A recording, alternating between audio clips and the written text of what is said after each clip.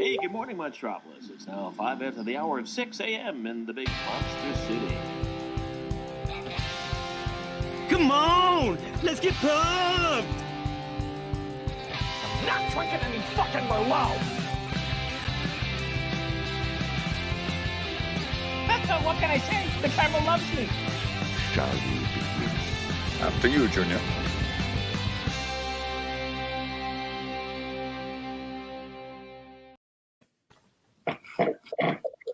Didn't take that off screen. Cool. Hello, everybody. Welcome back to Logged It. Once again, Tim has left me alone to try to fumble around and run this show, even though I'm not very good at it. We've got a great panel for you. We're talking about one-location movies. You almost always see us all from only one locations because we never leave these places. That's what you don't know when you're not watching the show. We cease to exist. Anyway, this should be a fun panel. First up, we've got Joseph. Joseph, am I qualified to be on this topic? Maybe. That's fair. You seem to have opinions about that sometimes, so I wanted to make sure I got your approval. Scully, you're here. Yeah, I am. Lively conversation from We'll just see what happens. I'm very tired. I've been up since 5:30. I was at a rain-soaked golf course for half the day, so let's do it. Fair enough. Jack, you always have something to say. Yeah, and we all know how much everyone loves hearing what I have to say. Doesn't matter. Scott.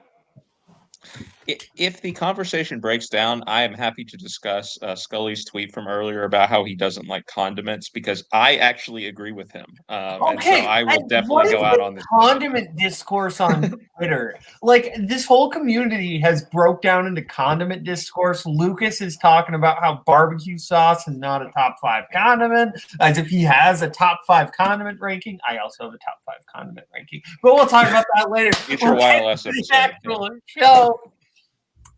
So first up, the first thing we always talk about, your favorite movie you logged this week.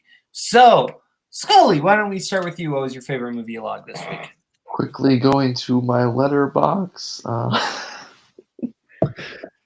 I'm gonna stay away from like personal personal picks that I watch for like emotional reasons. So I'm actually gonna go with one that I actually revisited last week. Once Upon a Time in Hollywood. This is a movie that I hadn't seen since like November, December 2019. Like right in the heat of Oscar season. Very glad just to let everyone know I enjoyed it just as much the second time. This movie is such a vibe. This movie is just like, it's just oozing with the scenery of the late 60s. Tarantino does such a great job of grasping that time period and all of its glamour, but also a lot of its faults, and kind of exposing kind of like, yes, there's beauty in all what you see. There's a lot of shit that goes down in between. And I think he does a great job of kind of breaking it all up and giving it to you bit by bit. I think this movie has a lot of really great like one scene performances. Like I think Kurt Russell in his parts are really, really good. I think that plus the whole sequence of Cliff fighting Bruce Lee. Yes, I know the controversy behind that, but I think all in all, it's still a really, really funny scene. I think it's a really, really, well done scene as well. And then of course, like you have Damian Lewis as Steve McQueen and all that, and I think every performance. There's not a bad performance in the film. So yeah, I absolutely love this movie. Yeah, I really enjoy Once Upon a Time in Hollywood. I think DiCaprio is just so incredible in this movie because he has such a tough job to do here, because he has to play all facets of this character that is not a simple character whatsoever, but he also has to portray this character portraying other characters, and I think it gets he does it so well, and it's such a multifaceted performance. I'm so entertained by Brad Pitt in this. Pacino's great in his few scenes he's in. Everybody is just really fantastic. But I love that ending scene with the Mansons with when Cliff is over and he's talking to the guy. What's your name? And it's like, and the guy says something, and it's like, no, dumber than that. Dumber than that. I thought that it was. He's on acid at that point. Yeah. Joseph, thoughts on Once Upon a Time in Hollywood? Kind of a funny but sad story, or at least in my opinion, it's kind of sad. When the Oscars of 2019 were happening, I was at some friend's house. This right before the COVID pandemic hit. The Oscars were happening in 2020, and when the Best Picture was, by the time the Best Picture award was being presented, a couple of us had been discussing Once Upon a Time in Hollywood, and there were several that were saying, like, this movie is so overlong, this movie is so boring. And I was like, am I alone here in really liking this movie? And then they showed the Best Picture montages, and then they played that scene where Cliff was like, no, it was dumber than that. And then one of the people who was talking about not liking it, she said, you know what, that was one of the better parts of the movie. And yeah, I really love this movie as well. I've been meaning to rewatch it because I think it's a very well paced movie, even though it's supposed to be very long. I love the way that Tarantino lets you enjoy the atmosphere there, and hoping / wishing that Sharon Tate actually did survive. And yeah, I really enjoyed it. It's my second favorite Tarantino film, honestly.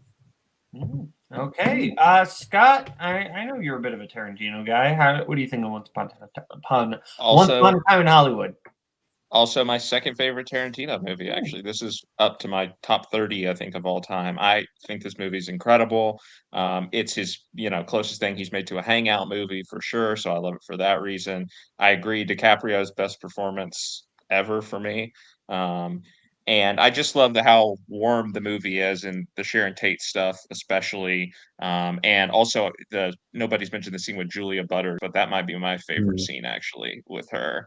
That whole conversation that they have there is phenomenal. But yeah, it's Tarantino once again using movies sort of as a sandbox to play out his personal goal, fantasies and aspirations and everything, but the real life element this time I think adds an extra layer to it. So I love the movie.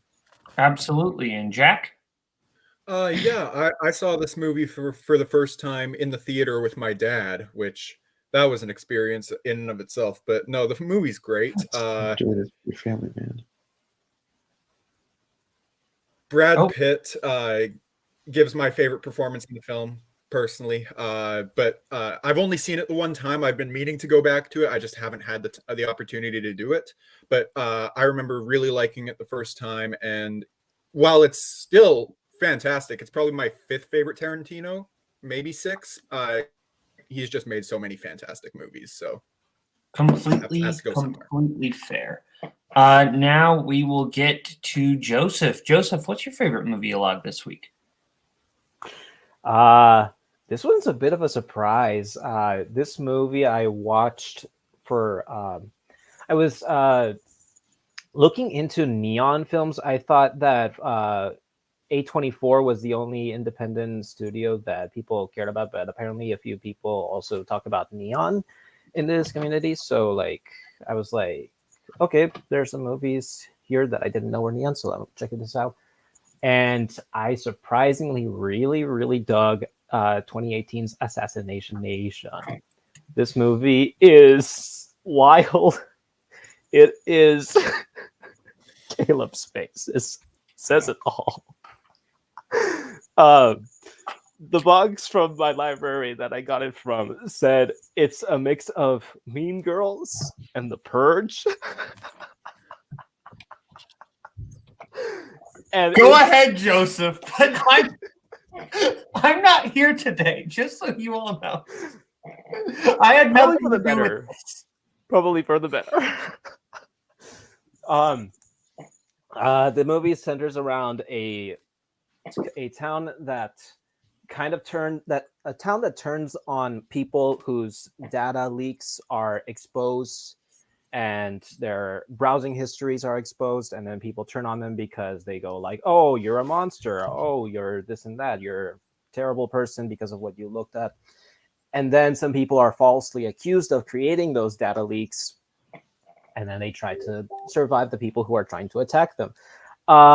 It's the most enjoyable kind of schlocky type of movie that could have been made out of this concept, I think. Yeah. Okay, so I haven't seen this film. I just want to ask one question for a clarification. Uh-oh. Is this the movie that opens with the trigger warning? Yes. Scully, you see this? No, but I know someone who has. Yeah. Okay, that's a little too far. That's a little too far. Yeah, it's way too far. Jack, have you seen this? I know your cousin. No, has, but have all I've ever heard of this is one Cameron Holzman's absolute hatred for this film. So that is also what I know. Scott. Brutal take by John. This is much better than Barely Lethal, but I don't mind the movie either. I'm going to be honest with you. I saw it in theaters when it came out, and I was like, it's one of those movies where it's like the director where Sam Levinson, the director, he just throws everything at the wall and like just we'll see what sticks. And the stuff that does stick actually works really well. There's a whole like action set piece type thing that happens in this house, and the way it's shot, like circling around the outside of the house and everything, is really like creative. Now, I think probably a lot of the commentary and stuff that's going on in the movie is BS and up its own ass, but like from a visual perspective, there is at least something there to take away from it. So I don't mind this take from Joseph. Okay. Well, I have not seen the film. I don't know if I will. I've heard nothing but bad things about Sam Levinson outside of Euphoria, and I've been told I would hate Euphoria. So we'll move on though to my pick. And Joseph, I'm going to apologize to Joseph right now because I watched a movie that I thought was great that I know Joseph really likes. I watched Seven Samurai, and that was great. It's not my pick tonight though, because I also this week watched another movie that I was really impressed by, and that just hit. I was so astounded with Atonement. I thought Atonement was fantastic. I knew it was a World War II movie. I didn't really, and I knew who was in it. I didn't really know too much beyond that. I knew like that there was something really interesting with the score. That the score is entirely, like not entirely, but the main percussion instrument is the typewriter. I knew that.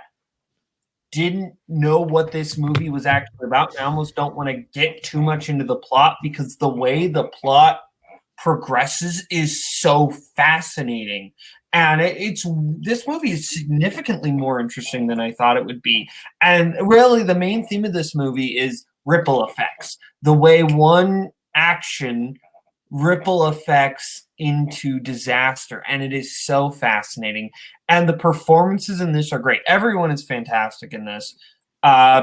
You've got James McAvoy and Keira Knightley and Saoirse Ronan, who is phenomenal. Benedict Cumberbatch is in there for a few scenes, and he's really good. And a young Juno Temple. But someone who didn't get any Oscar attention. She's only in the movie for one scene. I think she's phenomenal as Vanessa Redgrave. Vanessa Redgrave is genuinely astounding in this. Her scene is just recontextualized the movie, and it's such a brilliant scene. Love this movie. It's Joe Wright. When he's on, he's on. This movie looks phenomenal. Loved it. Joseph, have you? I assume you've seen Atonement. I actually haven't. Oh wow, this feels like a very Joseph movie. Why the apology? I was like, I haven't seen it. I don't recall. No, I apologize for Seven Samurai. Wait, have you not seen Seven Samurai? No, I have, but yeah, I apologize because I didn't pick Seven Samurai. That's what I was apologizing. Oh, that's because it's just like I know that's a you movie. I was like, oh, I wanted to talk about that with Joseph, but I was like, oh man, I also watched Atonement this week. So that's the only reason I apologize. Okay. So yeah, you haven't seen Scully. You've seen Atonement. This also feels like your alley too. Yeah, I watched this like several years ago, and I was really getting into like war dramas and war epics, and it was just one of like the first films in that genre that I really, really fell in love with. I think everything about this film is incredible. I think all the performances are great. Young Saoirse Ronan is like amazing to watch, and then like Keira Knightley just had this amazing run in the 2000s of just being just great in everything she does. This is just another example. And then James McAvoy, I mean, he absolutely kills it in this as well. And I'm not going to give too much of the story away because I think people really need to watch it on their own and like discover as it unravels. But it's so uniquely crafted and refined. It just keeps you just wanting more and more and more and more. And the film's like it's like exactly 2 hours long, or maybe it's a little bit over 2 hours long. You feel like this could go on for days, and you could just still watch it. And Joe Wright, I mean, like you said, when he's on, and he was on something. He was on something when he made this movie. So yeah, I love Atonement. Absolutely. Oh, and just one thing, Jack. Boatman. Oh, can I just say one thing, Boatman? You mentioned you apologizing to me is that's nothing. I finally caught up on the YLS bracketology video, and there's a lot of things that happen in that.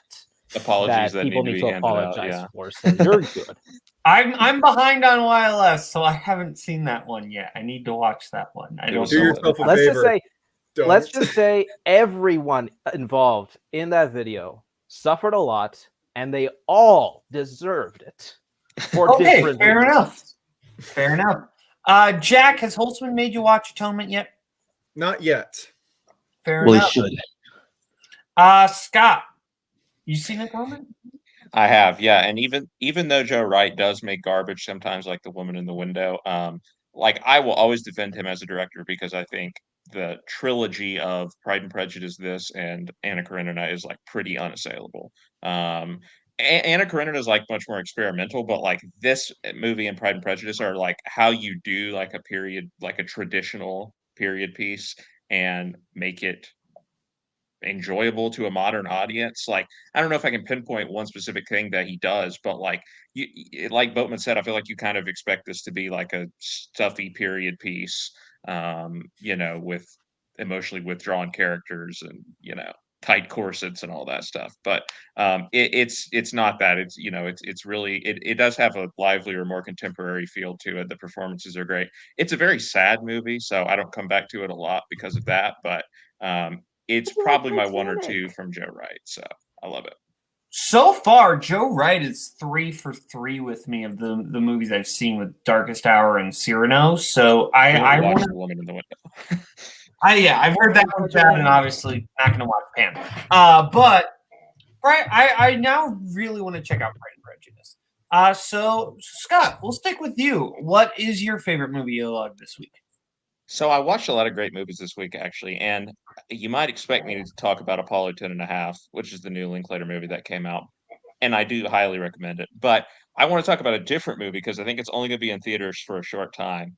I watched this movie because Paul and Michael went to see it, and they were like raving about it, and I had not heard of it really, and some other people on Twitter. Actually, I think John saw it as well, who's in the chat.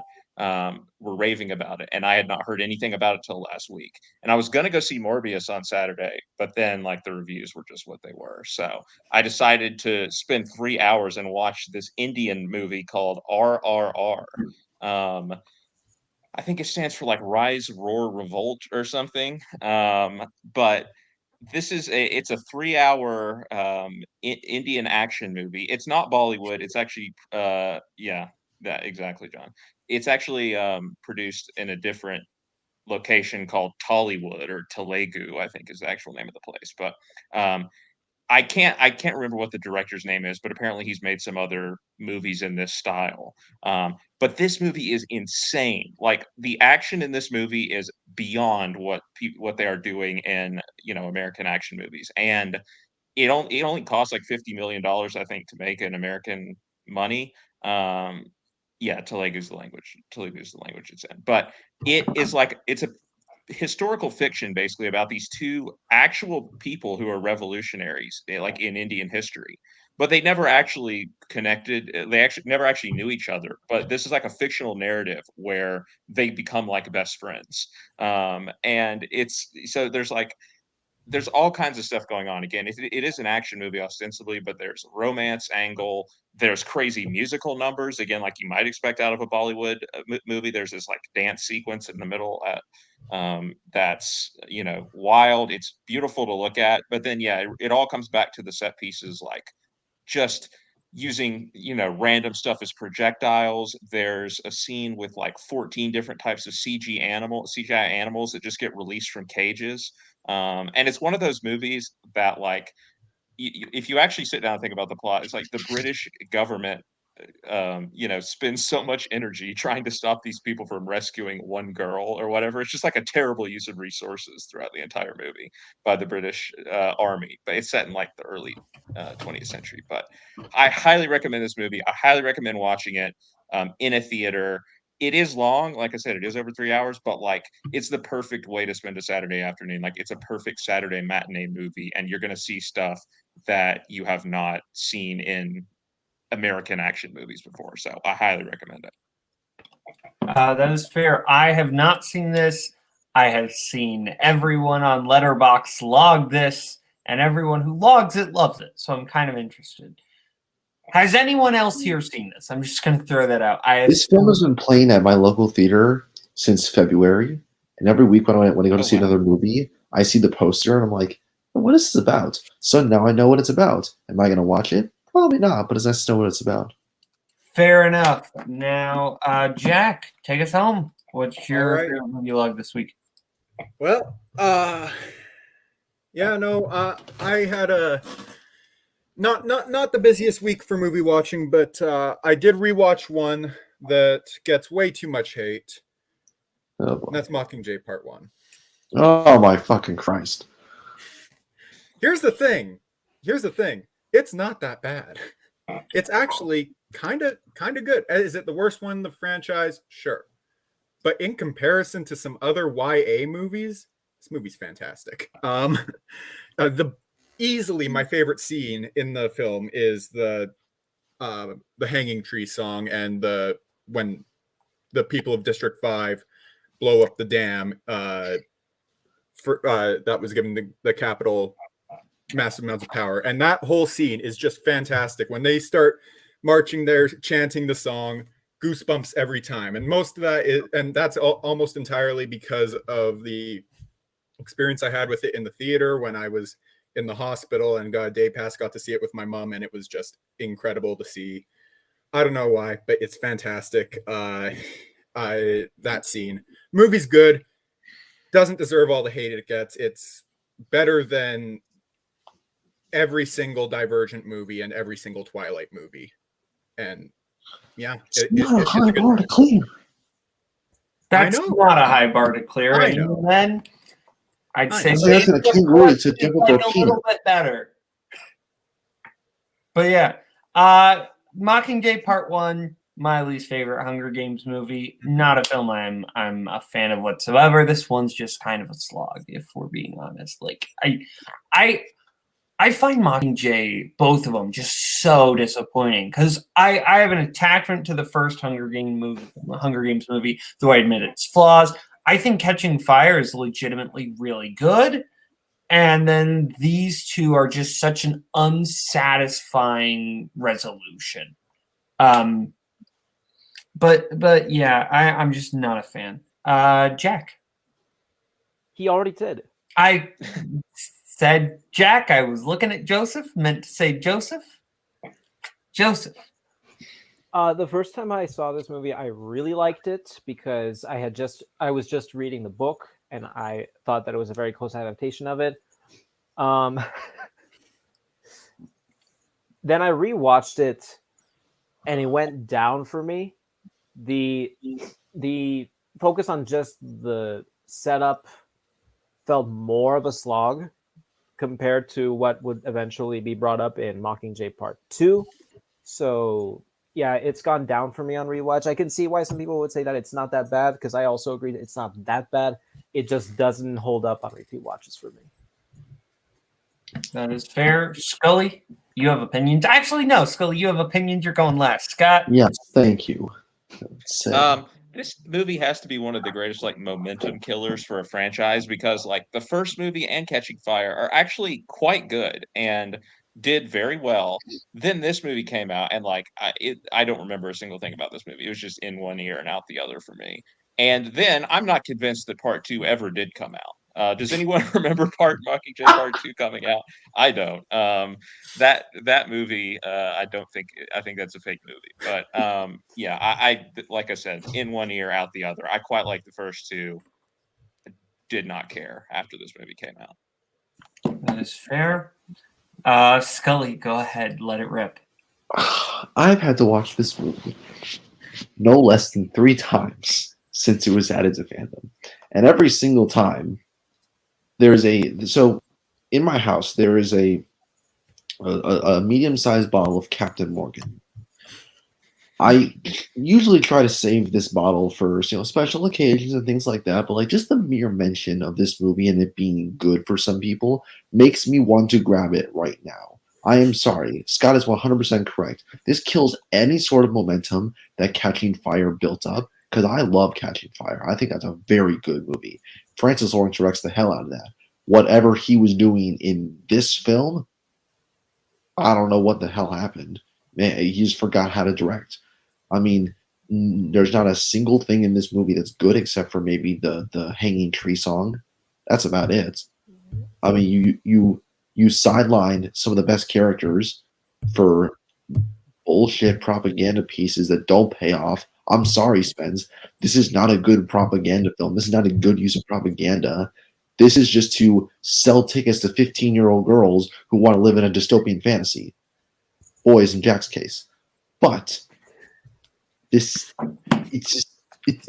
so frustrating that this is a part 1, because there's absolutely no payoff beyond this, and there's nothing to look forward to except, oh look, I guess she has her voice back 5 minutes later after the first film ends. You really could have made it one movie, and it would have been significantly better.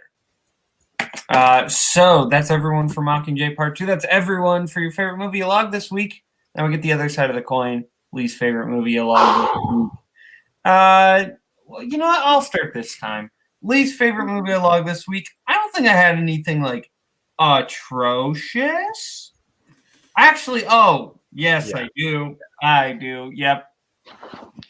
So when you have friends and you have alcoholic beverages, you make bad decisions. And, sometimes you get half a glass of wine and you decide, hey, we're all here. Scully's drunk. Let's all watch Cheaper by the Dozen 2021 or 22. So we did. I hate Zach Braff. I hate him. I do not enjoy this man. Why are there only 9 Baker children? There are only 9 Baker children. They have the little nephew that he doesn't count. The nephew that's still 10. That's not a dozen. You know what a dozen is? No, you don't, because you're Zach Braff. Gabrielle Union is fine. She's not good or anything, but she's, I guess, not the worst person in the world. I hate Zach Braff. I do not enjoy Zach Braff. All these kids are annoying. I do not enjoy Cheaper by the Dozen 2022. It was a bad time. Steve Martin is rolling in his grave and he's not even dead. Joseph, you've seen this abomination? No, but the Steve Martin movies are childhood movies of mine. I am just learning now that it's not even 12 children. Yeah, no. The child actor unions really cracked down. It's more like Yours, Mine, and Ours, where like it's like 3 children from separate marriages, and then they've had 3 children, and then they adopted some others. So it's I don't remember that.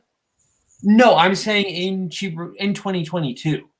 Oh, In this new film, it's like children from other marriage, kind of more like Yours, Mine, and Ours, and also their own children, and also they've adopted some. And even then, they only get to 9. Even with all that extra steps, we only get to 9. Are they including the parents as kids? They're basically including the parents as part of the dozen. Well, and then this staying with them. No, they're counting Barack Obama and Joe Biden, and I hate that I know the names of the dogs now. Yes, the dogs' names are Barack Obama and Joe Biden. Yep, that's not even Bitten. Nope. But that is exactly something that a white liberal family would name their dogs. Let's be quite honest here. You're not wrong. You're not wrong. I'm going to Scully last because he sat through the pain with us. Jack also sat through the pain with us. Scott, you see this one yet? No, I can't think of what would possibly compel me to ever watch this. I'm perfectly fine with the ones that we had with Steve Martin. So, yeah. That's fair. Jack? Yeah, this was an experience. I'm going to read you a quote from one of the Kingsmen while watching this film. If you're telling me the ex-wife counts as 12, I'm going to cut my own head off. Thomas Scully. Thomas Scully did say that. Scully, you want to elaborate? When Zach Braff, I'm pretty sure Zach Braff does the splits, one of the Kingsmen said, I hope his scrotum split in half. I don't think I said that, which is weird. That was Thomas Hey, you Scully. don't have to reveal all of these messages. People are watching this. Yeah, let's go to Scully. Scully, talk. But no, this movie's shit. Fair enough. Scully. Look, I mean, yeah, Disney, I think, is just going to do this whole thing of they're just going to remake everything from like the 90s and 2000s that a lot of people our age and a decade older really loved as kids. Just so I guess our kids can experience these things too, but in a different context. Like, if that's their reasoning behind it, I guess I understand. But this is some of the worst movie making I've ever seen. Every joke falls flat. I didn't laugh at. I laughed once, and I can't remember the joke I laughed at. It might have been just like a quick cut of dry humor or something. I think we got Stockholm syndrome at some point. Probably, and like everything is just awful. Like, why does the ex-wife live with them? What is her purpose? That doesn't make any sense. You try to input some other sort of messaging from the ex-husband, and while I think that is maybe slightly well done, it's very uncomfortable seeing Zach Braff try to adapt to that because he's probably the whitest individual God ever created, and for him to be in that kind of situation, that feels like a hate crime all on its own. That's fair. So everything about this movie sucks, and I wish it would just be erased from the face of the earth forever. That is fair. Okay. Joseph, what's the worst movie you watched this week? So this is tough. There's one movie I watched that I found really obnoxious. And then there's this other movie that I watched that is technically not a great movie, but it's kind of entertainingly campy at the same time of it, so I didn't hate it as much as I expected to. But I'm not ready to set quite a fire by picking the other one, so I'll just say that my least favorite one is The Apple, which is a 1980 musical that, or I should say, quote unquote, musical, because think of the most 80s hip hop, the most 80s pop music and songs you can think of in all their cheesy glory. And this movie still manages to find ways to make them even more ridiculous and more cheesy and more. There are some strange songs in this in this movie. There's one song that's literally a woman trying to seduce a male character by singing, "I'm coming for you." And that's not the worst thing about it. Well, actually it might be the worst thing about it. But yeah. Okay. Where's my captain? Has anyone? Oh, sorry. Go ahead, Joseph. I didn't mean to cut you off. At the same time, though, the first song is surprisingly catchy. That is fair. That was it. That's fair. Okay. Has anyone here seen this movie? No. No. A lot of things. Okay. Then, frankly, I'd rather just move right along. Scully. Well, you took my pick, thank God. Now my pick, my secondary. No, you're good. My secondary pick for this week is a movie that I was subjected to. I was subjected to several, about like 2/3 of this movie, one day at work this week because it's one of my coworkers' favorite movies. I didn't log it because I didn't watch the full movie, but it's Taxi with Jimmy Fallon and Queen Latifah. Oh God! I had seen this movie once before, like years ago, and then I got into the argument with a coworker because like she loves this film, and I'm just watching. I'm like, what's wrong with people? Like, there's just so many things wrong with this film. Like Jimmy Fallon as a cop is the worst idea ever. I mean, that man's a walking citation, just waiting to happen. I enjoy Queen Latifah when she's trying to be funny a little bit, but like nothing about this film works. And you know who you are. Made me watch this film.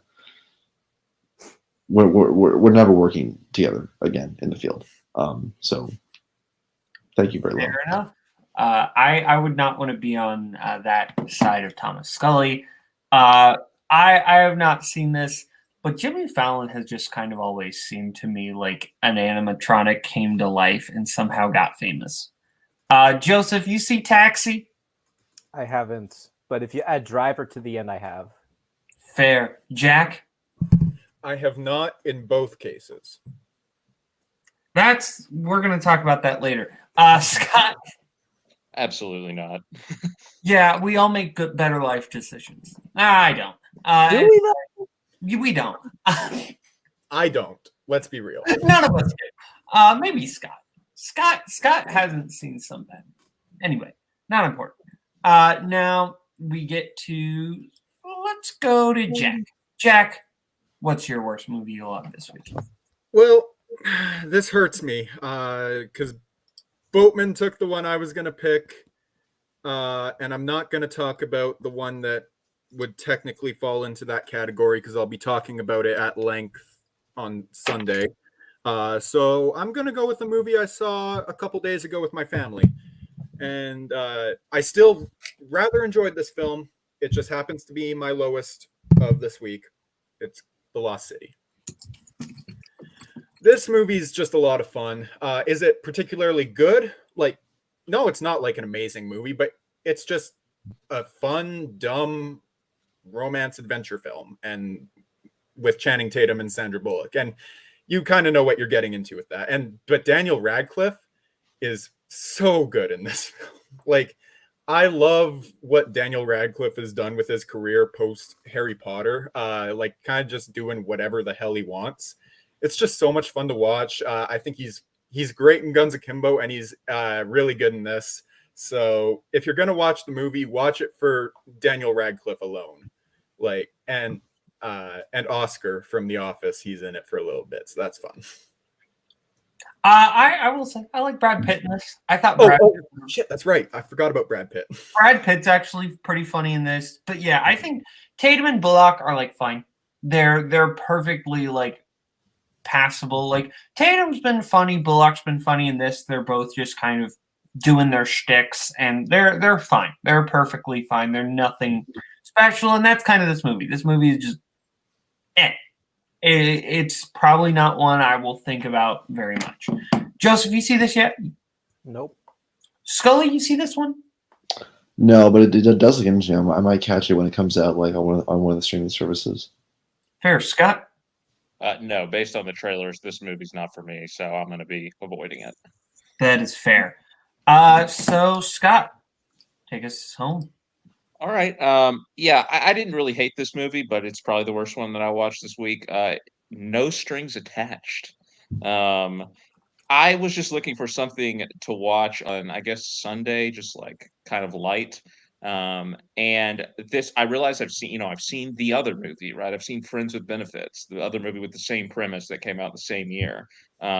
But I had never seen this one. It has like a pretty interesting supporting cast. Like it has Lake Bell and Greta Gerwig, both of whom I find to be very funny. So I thought, hey, maybe there's some fun to be had here. There's some fun to be had here. It does mostly come from the supporting cast. The premise is kind of whatever. I think, Natalie Portman is solid. Ashton Kutcher plays Ashton Kutcher. I don't think he, does anything that you've never seen before from him. And there's actually a decent amount of laughs kind of in the first 30-40 minutes of the movie. However, in the third act, it decides it wants to become like serious and like a serious romance type movie, like that these characters really have to confront their serious feelings for each other. And also at the same time, we have Kevin Kline, who plays the dad of Ashton Kutcher's character, and he goes to the hospital because he overdoses on purple drink. So I'm sorry that I just ruined No Strings Attached for you, but that is something that happens in the third act of this movie while they are in the middle of trying to do like the big emotional arc. So stuff like that is pretty dumb. I don't think they really landed the plane very well, but it's not terrible. It's fine. It's probably about on the same quality as Friends with Benefits.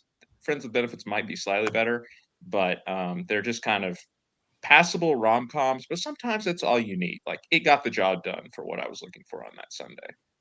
That is fair. Joseph, you see this? Nope. Jack, you see this? Nope. I'm gonna assume no. Scully, I feel like if anyone's seen this, maybe you have. No, I haven't. That is fair. That is Rest in peace, Ivan Reitman, though. yeah. R.I.P. Ivan Reitman. So that's it. That's it for the preamble. Let's get into the meat and potatoes. Our picks for movies set in one location. Scully, I'll let you make the first pick. Ooh, all right. My first pick. This movie I actually watched for the first time last year. I've gotten to revisit parts of it. At various points throughout like the course of last year. It's Rear Window. I watched this for the first time, I think, when I was isolating like last year, maybe I think over the summer. I just love every aspect of this film. I think Jimmy Stewart and Grace Kelly are incredible in this. Grace Kelly in particular, I think she's honestly the standout for me. I think when she really gets into the film, into the whole mystery of it, the film really starts to get going. I just think that it's the whole that whole area of just like in his apartment and just looking out and just seeing that same little picture out the window for the entire runtime. It's kind of like it's kind of like a Where's Waldo.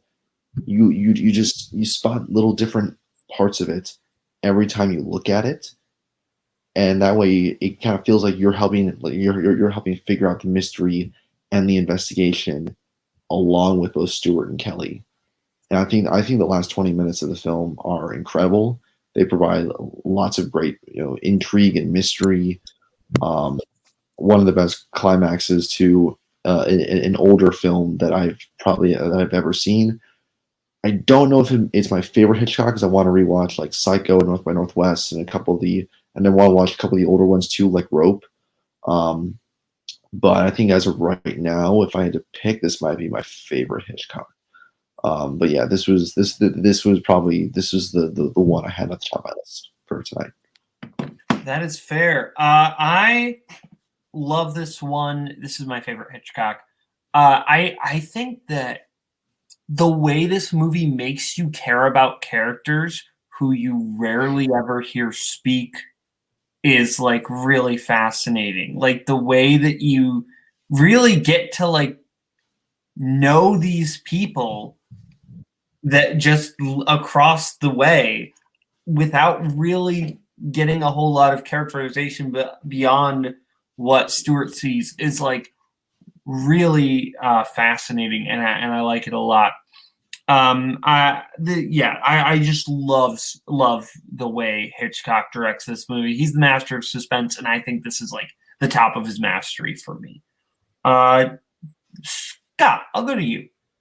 Yeah, absolutely. This movie had to be picked for this topic. One of my favorite Hitchcock.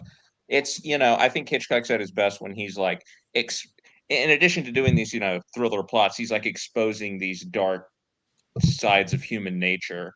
And like here, it's like our tendency for voyeurism, right? Like, Jeffries is just like this normal journalist or whatever who gets photographer gets swept away by, the sort of voyeuristic thrill of sitting there and having nothing else to do on a daily basis. And the movie kind of shows the perils of that approach of not minding your own business, so to speak. And I think there are other Hitchcock movies which take on different, angles. Again, like Strangers on a Train, it's like, oh, everyone has somebody that secretly deep down they, would want to see bumped off. So I think that's when Hitchcock's at his best, when he's doing that kind of psychological stuff. And that's definitely true in Rear Window. And like, yeah, there's a lot of setup probably by today's standards in a movie, but like it pays off so well. Like when Grace Kelly goes across the way and is in the apartment and you like just see Raymond Burr's character like coming around the corner, and that there's nothing that he can do because he can't move and he can't yell out to her because that's only going to make it worse. It's just like, you're just pinned to your chair. So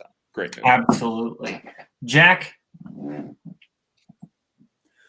Yeah, this is my favorite Hitchcock movie. It's fantastic. I love James Stewart in this. I think he's incredible. Love Grace Kelly in it. I think the mystery is really gripping throughout the film, and it all taking place in one location is just it's a lot of fun. And this was actually on my list of movies I might pick if it got to me. So yeah, good pick. Joseph? Slight spoilers without context. This movie made me more tense than I think I've ever seen photographs being taken. Absolutely. No, that sequence is brilliant. So, Joseph, we'll stick with you. What's your first pick for this topic? There's an obvious one that I feel like will definitely be mentioned later. So let me know if this... there's a movie that I want to bring up that I think definitely counts in this category, but if you want to say it counts, it will count. Okay, because there's only the beginning and the ending scenes that are at different locations, but everything else is set in one location. Ex Machina. That was on the list. This is my favorite A24 film that I've seen so far. I love the discussion about the themes of artificial intelligence and how lifelike they can be, and the risks and dangers that the creators, played by Oscar Isaac's character, brings about with his experimentation on Ava, who's brilliantly played by Alicia Vikander. I haven't seen The Danish Girl, but I'm kind of upset that she wasn't nominated for this movie. And then she wins for Danish Girl again. I haven't seen it, but yeah.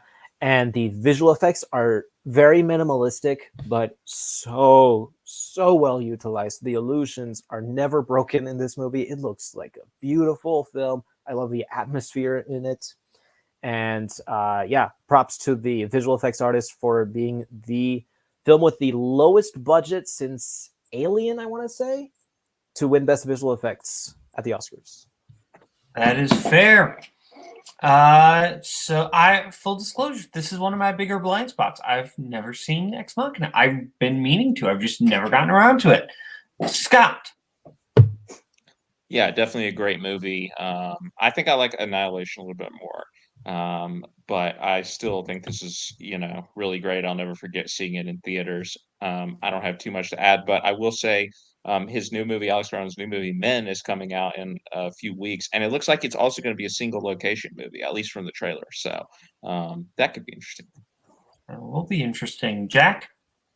I haven't seen this one, but I really want to. It's high on my watch list. That is fair. Scully? Muted. You're muted. Yeah. He's not muted on this end. I think just something with his audio. Scully, try talk. Okay. We still can't hear you. Maybe try leaving and come back. When you get back, we'll get back to you on Ex Machina. We'll just go to my pick. How about now? Oh, you're good now. Okay, Ex Machina. Have you seen it? Yeah. Sorry. Yeah. I watched this movie the first time for a class, my freshman year of college, and I loved it. I really enjoyed all the performances. I think the story's pretty airtight. It's just really a different kind of film, really intriguing kind of film. I won't spend too much more time on it because I know we gotta move on with the show. But yeah, I really enjoyed this, and this was more towards the bottom of my list, but it was still there. Absolutely. Okay. Now on to my pick, and I'm also gonna play like Joseph. I'm not gonna be strict about the one location thing because this technically you could argue this is like mostly two locations, but I'm counting it. Dog Day Afternoon. It's one central area, and you're basically getting one location, and it's a very contained film. I love Dog Day Afternoon. This is one of my favorite movies, and you want to talk about one location being able to build tension. This movie is just one of the most claustrophobic films ever made. Just so locked in, and the way you really just feel the energy of the crowd, the energy within Pacino's performance. This is my favorite Pacino performance. I think he's phenomenal in this. I love him in this film. Just astounded by this performance every time I see it. And he's backed up by fantastic supporting cast of actors with various levels of fame. Like you've got your John Cazales and your Chris Sarandons. You also have Carol Kane and Charles Durning. Love all of them. But yeah. This movie is just so tense. I love it. Let's go to Joseph. Joseph, thoughts on Dog Day Afternoon? Yeah, Pacino had a killer 70s decade. The Godfather films, Serpico, and then this movie.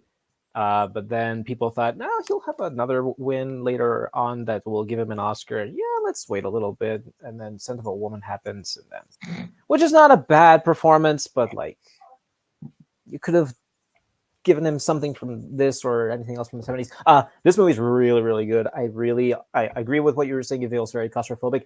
I love the shots where you could see people sweating because it also makes me also feel anxious about the events that happen.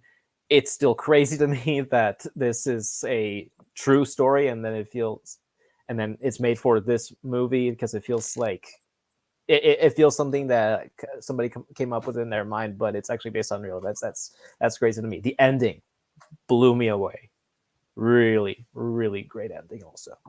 That is fair. So now we will go to Scully. Scully, have you seen Dog Day Afternoon? Still haven't seen it, but it's on. Oh, you gotta watch this one, buddy. I know. We have this conversation like every 3 months. You dig this one. I'm gonna watch it. Be patient. It's gonna happen. I'm just saying you should watch it. I'm sorry. You know what? You don't deserve this movie. Anyway, Jack. Yeah, no, this movie's great. In due time. Yeah, hopefully. This movie's great. Al Pacino's fantastic. John Cazale's great. But the fact that That's actually kind of unfair because Al Pacino goes up against one of my favorite Best Actor winners ever that year, and had One Flew Over the Cuckoo's Nest been released any other year, give it to Pacino. But he's still fantastic in this. I love this film. I've only seen it the one time, but I plan on watching it like soon, like really soon. So yes, I'm excited to rewatch it. Oh, sorry, Scott. Yeah, timeless classic. It's thrilling. It's surprisingly funny. It's unpredictable. You don't really know what's going to happen next, and actually quite progressive for the time in which it was released. So yeah, hasn't aged today. Absolutely. Now, Scott, we'll stick with you. What is your first pick? Yeah, so if you listen to the Rewatchables at all, they just did this movie last week and reminded me how much I loved this movie. It's Panic Room by David Fincher. I don't know that Fincher can really have like an underrated movie or anything because he's David Fincher and he hasn't really made that many movies, to be quite honest. But like this may be the closest thing that he has because I feel like it doesn't get talked about quite enough when talking about like the upper echelon of his movies. And realistically, it's probably not in the upper echelon of his movies because he's one of the best directors there is. But it's like it's him doing just a full-on genre exercise.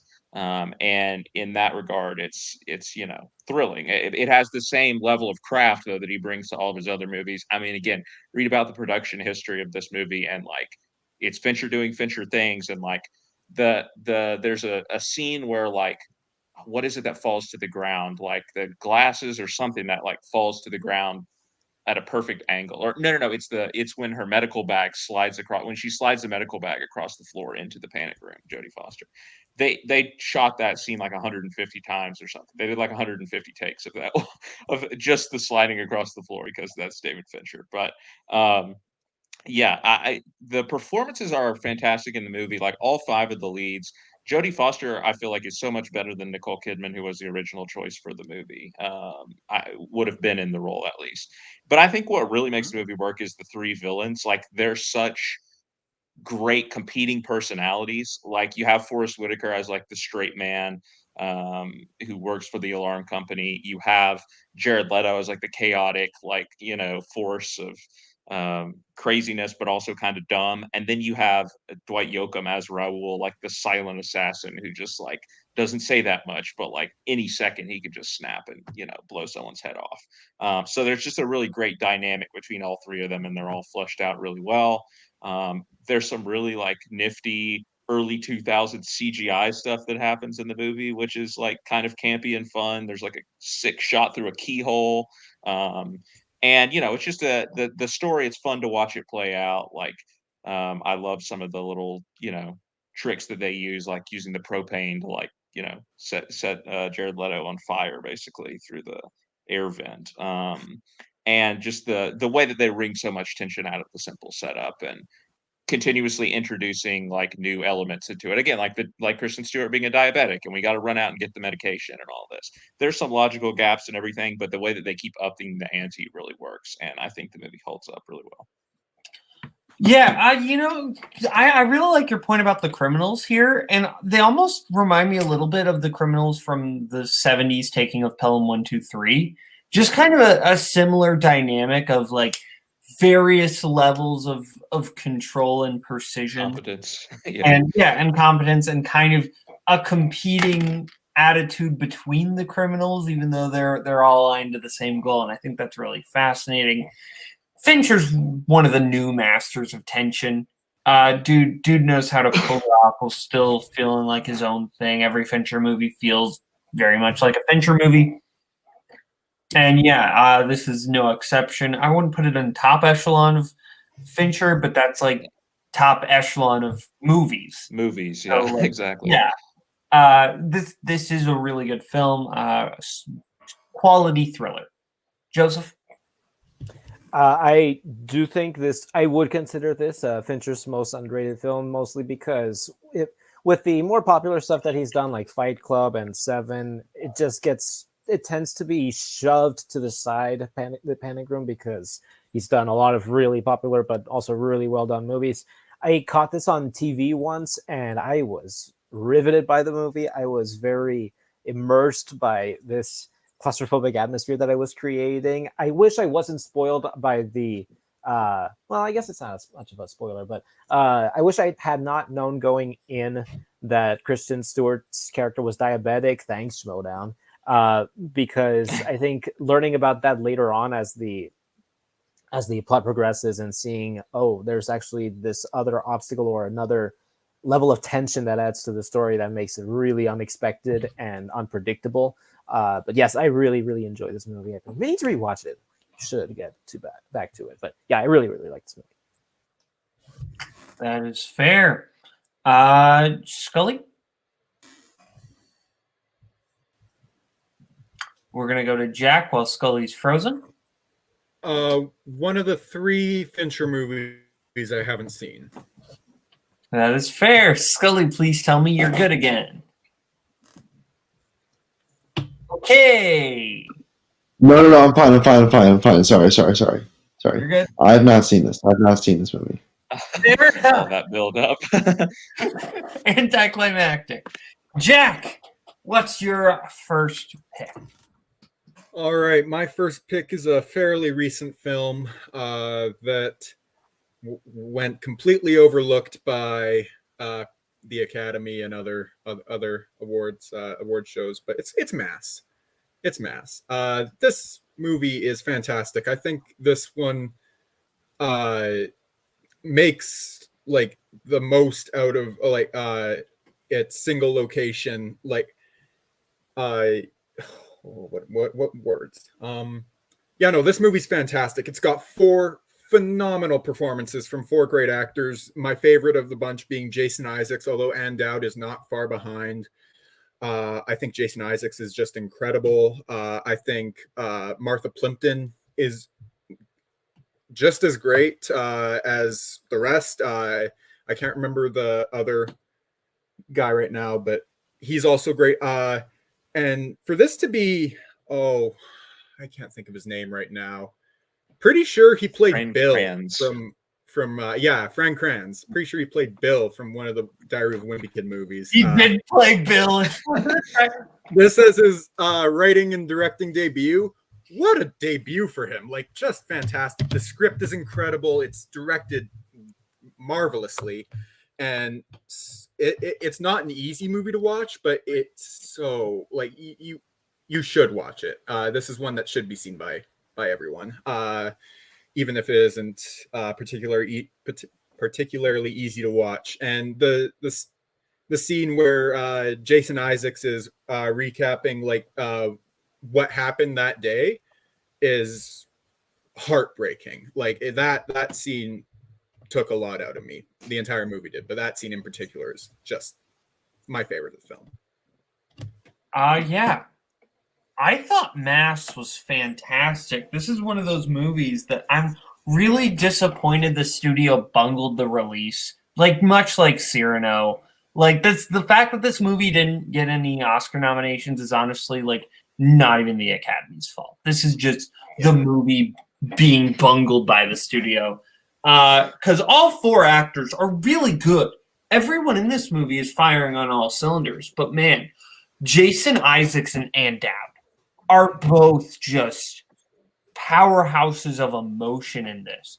Jason Isaacs just being absolutely torn up, and Ann Dowd. Ann Dowd is phenomenal, playing a character who could come across as really unsympathetic. And it's really fascinating. And it's such well-written dialogue. And this movie is just amazing. I thought it was fantastic. I really enjoyed this one. I'm sad not a lot of people got to see it. Joseph, have you seen this? I have not, but the things that I've heard about it make me want to. It's really good. Scully? I have not, but judging by what it's about, I'm probably going to need to be in the right headspace to watch it, because it's very, because it's a very heavy film. So at some point I will, but just don't be surprised if it's like not right away. Scott? Yeah, I think that's, I agree. It should, multiple performances should have been nominated, but I think that's part of the problem. It's just not a very marketable movie. The subject matter is one reason for that. No one wants to go see a nice school shooting movie on a Saturday afternoon. And also, like, we as movie fans are like, oh yeah, Ann Dowd, always amazing. Like, I'll go watch anything that Ann Dowd's in. The average moviegoer probably doesn't know her from Eve. So sadly, that was the reality of why it probably didn't get nominated. But yeah, this movie was very close to my top 10 for the year. When I went to see it, like, the cast of Drive My Car, like. Yeah, I mean, yeah, that's fair, but I feel like there is always that one token foreign language film, at least in recent years, that gets in there. But Mass is great. When I went to see it, like, the theater audience I had was like all really into it, and it just, like, the collective experience, I think, made it even more emotional watching what's already a very powerful movie. So I loved this movie, and yeah, definitely more people should check it out. Yeah. Now, what? Oh, I was gonna say something else, but now I forget what it was. That's okay. Okay, well, now we'll get back to Scully. Scully, your second pick. My second pick between two, but I think I'm going to go with one. Yeah, I'm going to show some fandom love tonight. I'm going to go Alien. Yeah. Well, for the longest time, I held the opinion that Aliens was better than Alien. And now looking back, I want to smack myself upside the face because that is an incorrect statement. Alien is amazing. My favorite horror.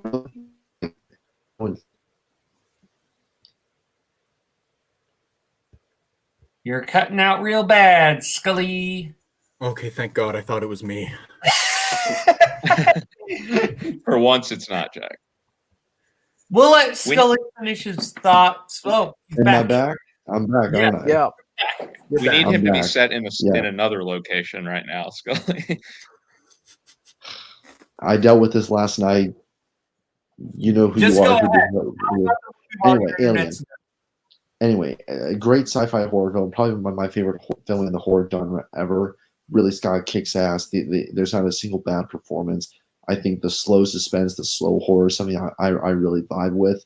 It really makes you patient. It makes you just sit and wait for it to happen, and then it just comes and grabs you for no reason. Just like it just grabs Scott. See, look, I'm already talking about it.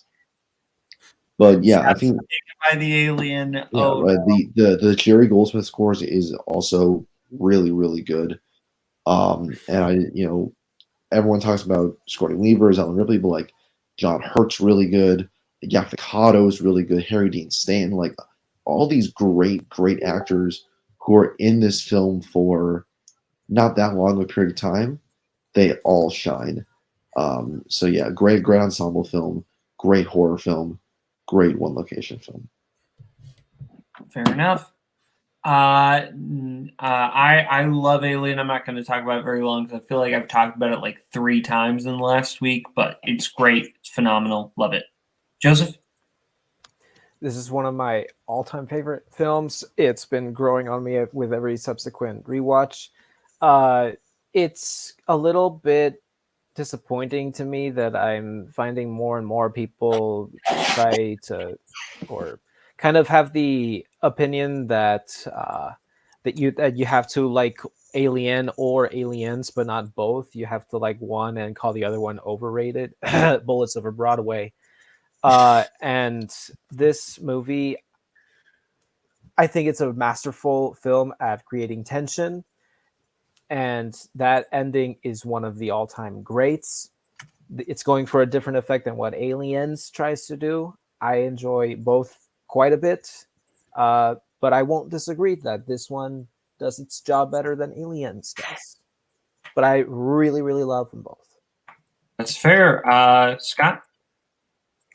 Yeah, I don't feel like that much more needs to be said about Alien. It's a movie that the greatness of it speaks for itself at this point. It has, transcended whatever genres it may be a part of, and I think it's just appreciated by all film fans as a masterpiece. So I love it. That's fair, Jack.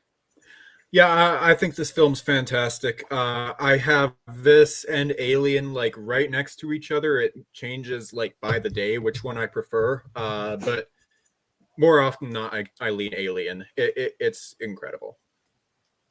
That is fair. That everyone on Alien, I believe. Yes. Okay, Joseph. Quick clarification. How are we on modes of transportation as one location type? If you want to pick it, it counts. Okay. Just your question for Logged It is, does this movie count? If you think it counts, it counts. Congratulations. I'm just checking. Oh, that's fair. That's fair. I don't want to have someone tell me, hey, this didn't count or things like that. But similar to my last film, Ex Machina, this movie's beginning and ending scenes take place at different locations, but the large chunk of this 2.5 hour plus long movie is set in a submarine. It's a German 1980s film called Das Boot. And it centers around a crew of German soldiers who are in a submarine, and it centers around their journey in the submarine through different obstacles, and it doesn't take long for the movie to really get you claustrophobic and really put you in the same situation as the actors in this movie. I was very daunted by the running time, but I think it does a really, really good job at letting the pacing letting the pacing flow. And the movie, slowly gives you more and more scenarios for the soldiers to try to survive. And when things can't get any worse, they kind of do get worse, and it's terrifying. Very, very immersive film, very hard hitting war film. For a war film that doesn't have a lot of war action, it's more atmospheric, but it's incredible. I would recommend it to anyone who's into war films and doesn't mind reading German for over 2.5 hours.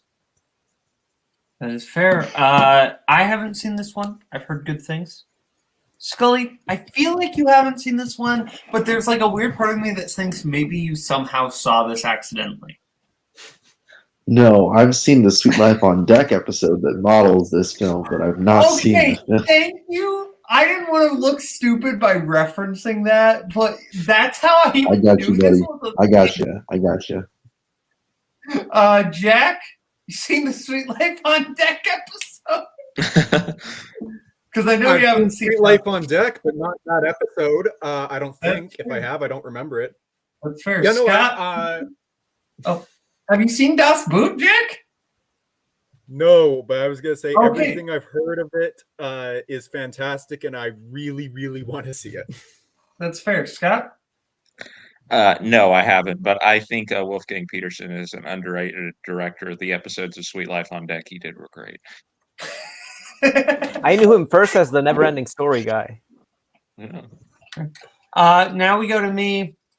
I was kind of hoping Joseph would pick it, but I assumed Joseph knew that I was going to pick it because I'm me and I could not pick it. It was 12 Angry Men. Have I talked about this movie to death? Yes. Am I going to talk about it again? Yes. 12 Angry Men is my favorite movie of all time. Tim, what did Tim pick for monster movies? Tim picked Monsters, Inc. I picked 12 Angry Men. This is a film I love. I love every single performance in this. This is my favorite ensemble of all time by far. I think every single actor of the main 12 is just killing it. I say this, I've said this before. Every time I watch this, I pick an actor and I watch that actor and I see what that actor does, why exactly that character votes at that time, what is significant about that switch. And I think that's the most entertaining way to watch this movie. But there's so many entertaining ways to watch this movie because I love this movie. This is the gateway classic, I find. Like, for people who say they hate classic movies, I tell them to watch this and they say, It's a movie set in one room. It's black and white. Like, no, this sounds awful. I say, watch it. And they watch it, and they're hooked, and they're like, give me more. This is Lee J. Cobb. The final monologue is one of my favorite scenes, not even favorite scenes, favorite things in an artistic visual medium of all time. I love that scene. I love Lee J. Cobb's performance. It's phenomenal. Scott? Of course, it's 12 Angry Men. As someone in the legal field, it obviously has a lot of resonance for me. I saw it from a very young age, and yeah, I totally agree. It's one of those most accessible classic movies for sure. People are always surprised at how much they enjoy it. Just recently, like one of my mock trial students who's a college student watched it and was like, wow, this was like so good. I wasn't expecting it at all. I'm like, yeah, like that's just the effect of it. But I also saw a funny tweet today about this movie where somebody said that they should remake this with film Twitter people talking about whether licorice pizza is problematic or not, which would have been hilarious. I also saw that tweet. Jack? Yeah, this movie's perfect. I've said it before. I'll say it again. It's in my top 15 of all time. It's fantastic. There's not a bad performance in the film, although my favorite's easily Lee J. Cobb. Henry Fonda's fantastic. It's incredible. There's so much that's already been said about this film. There's nothing else to say. Scully? This film's amazing. Perfect. All great performances. Lots of great moments. Great monologues. There's really nothing else you can say about it. Joseph? In my top 10 favorite films of all time, 1957 is one of my favorite movie years of all time. There needs to be an alternate Oscars YLS episode so that we can talk about classic era replacement type films like you guys did with the 2000s and 2010s, because this definitely can fill in a few categories. Absolutely. I just one more thing on 12 Angry Men, and then I'll hand the reins over to Scott for his next pick. But Joseph, do you also get like weirdly excited when you see like any of the other actors in this, like specifically any of the smaller actors in this movie, and another thing of like, yay, it's John Fiedler, or it's Robert Webber. Like, I just get so excited whenever any of them show up. Yeah, a little bit. I've seen. I wasn't expecting to see John Fiedler in The Odd Couple or Robert Webber in The Dirty Dozen. Yeah, it's happened a few times. Yeah. Yeah, I get inexplicably and irrationally hyped when anybody from 12 Angry Men shows up in a thing. Scott, your first pick. My second pick, but your second pick. You know what I mean? Words. Yeah, I do. We're going to take a step down in objective quality, probably, from 12 Angry Men. Now, most movies would be a step down in objective quality, probably, but this is probably quite a step down. But a movie that I maybe inexplicably love, but is just a fun summer B movie from a few years back, is The Shallows. I think this movie is a ton of fun. Again, it was a great summer, like, kind of turn off your brain movie, but also I think it's a little bit smarter than people give it credit for. This is the movie where Blake Lively gets stranded like couple hundred feet from the shore, with a shark circling her. Again, I think a lot of people got hung up on the premise, like, oh, this is so dumb, like she's so close to the shore, blah blah blah, whatever. But kind of like I was talking about with Panic Room, I feel like the movie like introduces some, it ups the ante and introduces some new complications or whatever that make the premise not as far-fetched as you might think. I think Blake Lively's giving a great performance. It's always difficult to pull off, a movie where you're basically the only person on screen for the entire time. And she does like the physical stuff really well, but also, keeping us captivated by her character, like gives us an engaging character despite, like, again, being the only person on screen, not being a lot of dialogue. She does talk to a bird, which, gives us some character moments there. But it's a really fun, B movie. Like I said, I was kind of between. I was debating between this and Crawl, which are similar movies and also like set in one location movies. I think they're both like a ton of fun. I just remember going to see this kind of on a whim and turned out to really enjoy it. I've rewatched it a couple times since then. It's definitely a fun one to like throw on and rewatch and watch with friends or see it on cable. It's solid. Yeah, I haven't seen The Shallows. Joseph, have you seen The Shallows? I have not. Scully? Take a wild guess. Fair enough. Jack? Nope. Fair enough. All right, Jack, take us home.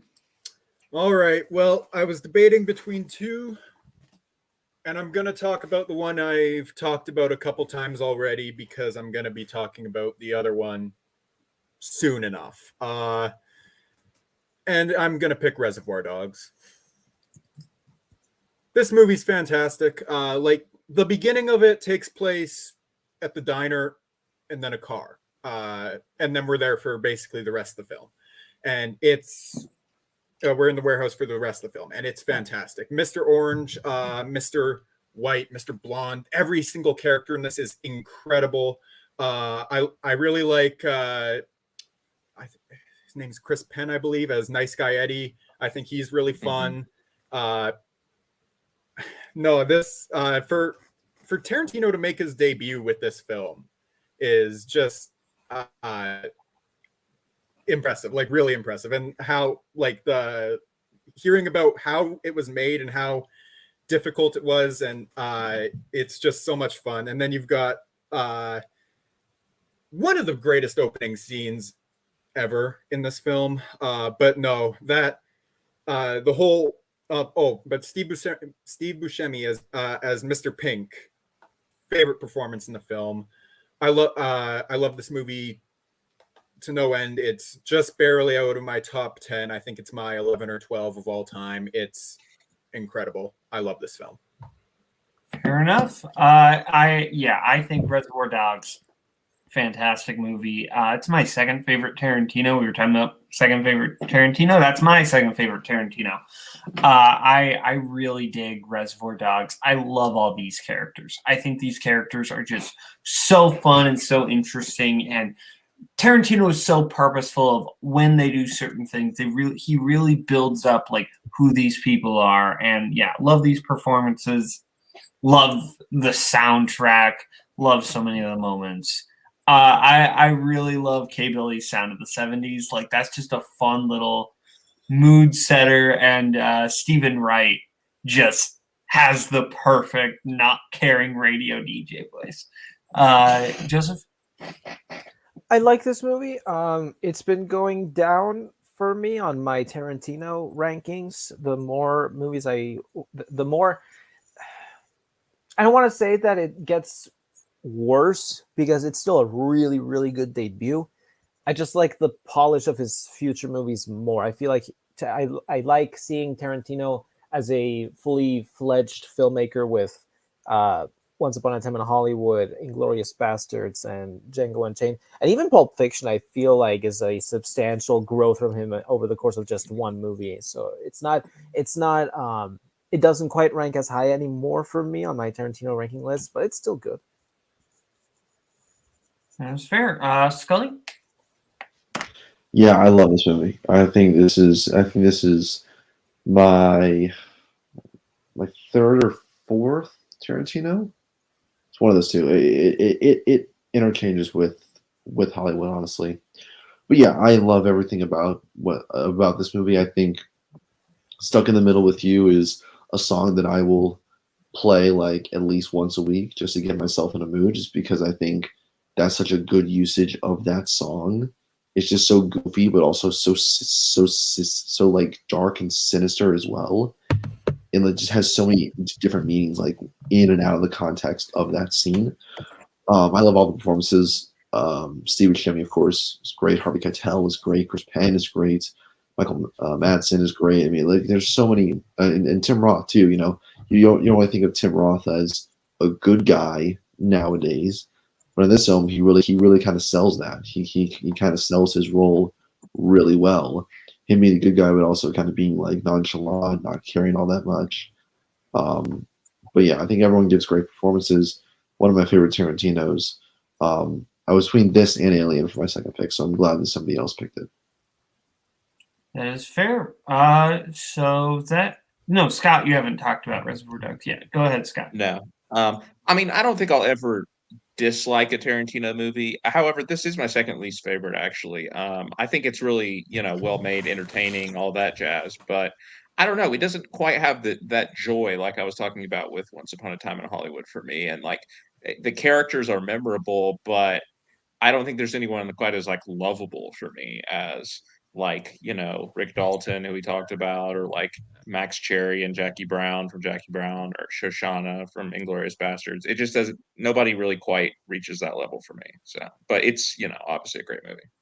Fair. So that concludes our main course of the show.